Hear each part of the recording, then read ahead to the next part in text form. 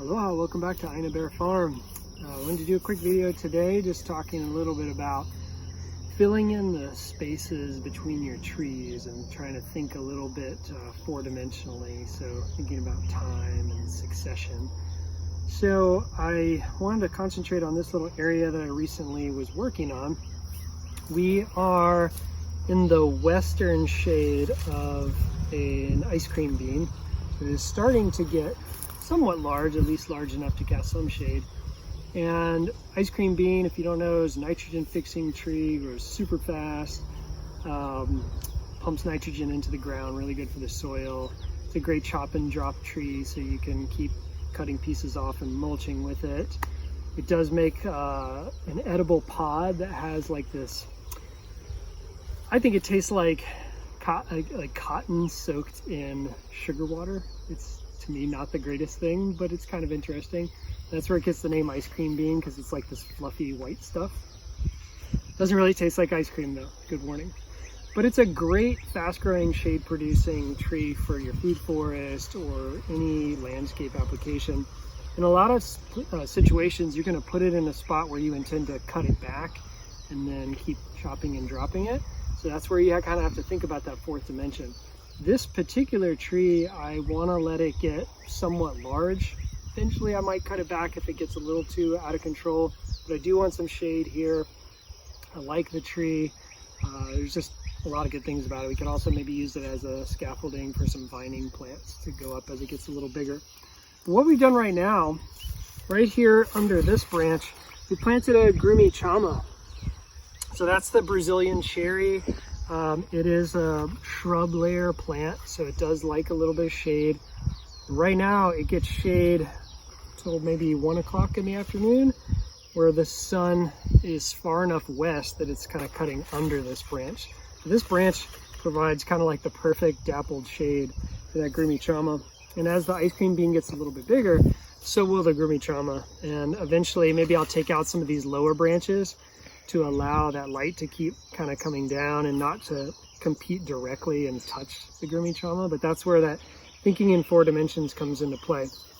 Worst case scenario, I just cut this back more than I originally intended, which is not a big deal. It's a prolific grower. Also in the shade right behind, I've got some Kulantro.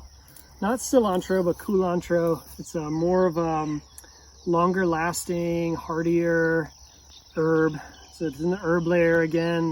Really likes partial shade, doesn't like to get too hot. Tastes a lot like cilantro. To me, it's almost indiscernible. So that's a great plant. You can spread it by seed and let it kind of fan out as almost a ground cover. It's got a secondary use as well. And then as we move over, I've got a little bit of yacon here, the ground apple. So it produces a nice edible tuber. Big kind of bushy plants with sunflower-like flowers. It's related to the sunchoke. So if you're in a region where people grow sunchokes, the Jerusalem artichokes, very similar plant. You might even be able to tell by the shape of the leaf that it's closely related. And so these I intend to, as I get more, I will plant more and more and just really let it fill in the space here, because if I don't fill in the space, the nature is going to fill it in with weeds and grass and things that I may not necessarily want. So I may as well fill it in with things that I want. Just uphill, Malka. These are a perennial hot pepper. Yeah, mildly hot. Maybe a little bit more similar to a bell pepper. Maybe I'd say halfway between a bell pepper and a jalapeno. You put it like that. They get into a nice shrub size and they produce peppers for 5 or 6 years, where you don't really have to think about constantly replanting it. So I'm excited about that plant. We've got 3 there. We'll only leave 1 since it gets pretty big, but we're seeing which one was the strongest. I think we have an obvious winner. We'll take the other 2 and move them somewhere else. And as we keep sliding over, we do have the pigeon pea in here. It's going to make a little bit of a windbreak for our longan and some other plants that we've got that are downwind from this. So this eventually will create a little bit of screen. Pigeon peas are not the greatest windbreak. Sometimes they tend to fall over, snap, all that stuff. But I find that if you plant them in large amounts, they can kind of hold each other up, and once they get woody, they're there. They're not going to move for a while. But also a nitrogen fixer, a great chop and drop plant as well. And if we turn around this way, we'll also kind of take a look at a messier area, but one that nonetheless is starting to get filled in. And so here we are downhill from a banana circle, one that's gotten pretty large. Some of those are maybe approaching 20 feet in terms of the shade that they cast. And so they're producing a nice dappled shade. Now that we're getting close to summer, the sun is actually coming straight through this way, and it kind of provides a little bit of variation through the seasons. So in the summer, this area actually gets quite a bit of sun. In the winter, a little bit more shade. But as the ice cream bean kind of fills in, it'll close it in some more, provide some more shade. So we do have some very shade tolerant, if not shade loving trees. This is the Hawaiian mamaki. It's an endemic nettle plant. It makes an awesome tea. That's what we love it for. It's one of my favorite teas. Loves the shade. So we've got a couple of those. We've got some sweet potato vines, some kabocha squash as a bit of a ground cover. This coleus does really great in the shade. And again, just provide some color, fill in, get some biomass. There's a katuk down in here. It's not too big yet, but it should fill in and like that partial shade. We've got some aloe or aloe, which will also do pretty well in the shade. So this area, we've got to clean it up a little bit and then add some plants. We also have turmeric planted under some of these mounds, so they should start popping up in the next few weeks, hopefully, and they'll fill in a lot of that space as well. So let's go take a look at another spot, and then we'll wrap this video up. So right here, we're on one of our main paths on contour. The upslope of that path provides an opportunity for us to start clearing the grass. So remember, we're in a former pasture, or a pasture being converted to food forest. So we want to slowly get rid of the majority of the grass and put in other plants that provide more diversity, provide a more interesting root layer that gets the mycorrhizal fungi going that will promote the growth of a forest. We want woodier trees so that we have that fallen wood material that will continue to feed our bigger trees. And we want stuff that's productive in the meantime. So again, thinking four-dimensionally, how can we get the most out of this space over time? So here, what we've done is planted a little bit of coleus again, and then between the coleus, there are turmeric planted under there. And so those should, again, start coming up soon. But we've got this plant that I'm excited about. This is Ballet Spinach, sometimes called Tongan tree spinach. But it is a really great plant that gets shrub size, produces leaves that can get like this big, that are very similar to a spinach in taste and texture. Are great. The smaller ones are great raw. The bigger ones, chop up, cook them in a stir fry, steam them, do whatever you would do with spinach. Soups, they're great in soups. So this is a very useful plant. And then we've mulched around with straw because the intention is that once this gets bigger, we'll take a lot more cuttings from that and we'll really fill in this area with the belay. So within a year or so, hopefully this will be kind of like really bushed out with lots of that belay and a little bit more shade over the coleus and the turmeric, and then that'll kind of fill in right next to the path. As we move down, we've got a couple of other useful crops. These are Roselle, just getting started. I put these palm fronds over the top of them when I transplant things this time of year.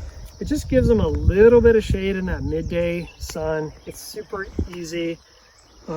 It seems to really help that transplant shock and to just make sure they're healthy as they're getting bigger. But Roselle is a great useful plant. If you don't know about that, you go search that up.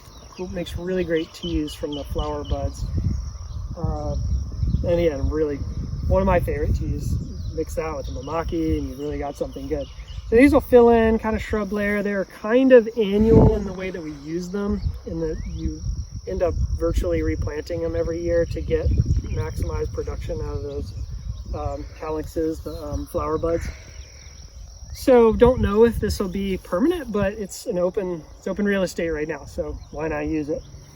We've got a couple of just kind of nice flowering plants. I actually can't remember what these are called off the top of my head, but they grow from cuttings, produce pink flowers, they shrub out. Got them from Bill Merrill, the green garden guy here on the Big Island. They looked really great in his food forest, so I thought, why not give them a shot? Put in some Mexican sunflower, so it's just a tiny little deal popping up over there, which will very quickly actually provide some windscreen for our jaboticaba and a little bit of morning shade. That's a little bit exposed right now. And so we are trying to think over time, how can we kind of help it out, make it feel like it's in a little bit of more of a forest, but still give it some space to grow. Just Malka uphill, we've got the green luttey, the tea leaf.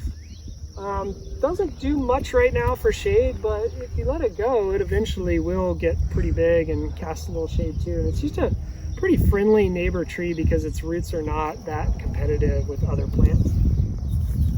As a ground cover in the front, we've got the Cuban oregano. It's a really dense, kind of hard ground cover. It's not the best for all situations, but I would definitely recommend to have it somewhere in your food forest because it's super useful. Great teas, you can use it as an oregano. It's very strong. You might want to dial it back from what you would typically use, but it is a great ground cover too. It makes these cool flower spikes, bring in some beneficial insects. The yarrow, this is can be grown almost anywhere and puts up these beautiful flower umbrels. A little bit of a ground cover, but you have to really baby it and weed around it. And then perennial peanut is a nitrogen fixing ground cover. We had a Mexican sunflower, the torch flower version, pop up. So we're just letting that go, add some flower, add some color. And then the sun hemp.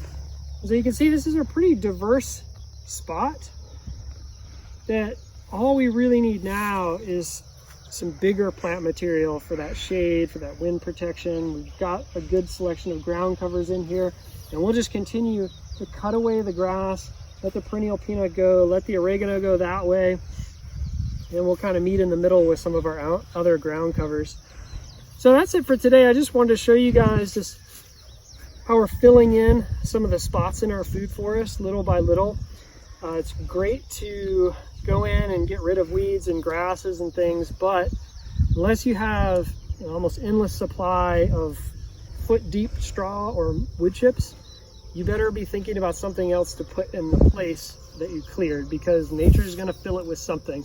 So I would recommend trying to think about all those multi-layers, shrub layers, ground covers, tubers. Think about useful things for you to eat. Think about useful things for the insects. Think about nitrogen fixers, and really try to increase the diversity. We intend to come back to this patch that we just showed and add callo, the taro, and then at least a few other things. Maybe dapple some extra pigeon peas throughout there, because those we can always chop and drop them. And some more sun hemp, because we have plenty of seeds of those things. So that's another thing. You've got to find things that you can either do from cuttings or things you can readily get seeds for, because otherwise you could spend a lot of money filling in some of these sections because it's just a lot of plant material. So I hope you got something out of that. Thanks for joining us here at Ina Bear Farm, and give us a thumbs up if you liked it. Questions, comments in the comments section, and otherwise we will see you back here next time. Aloha.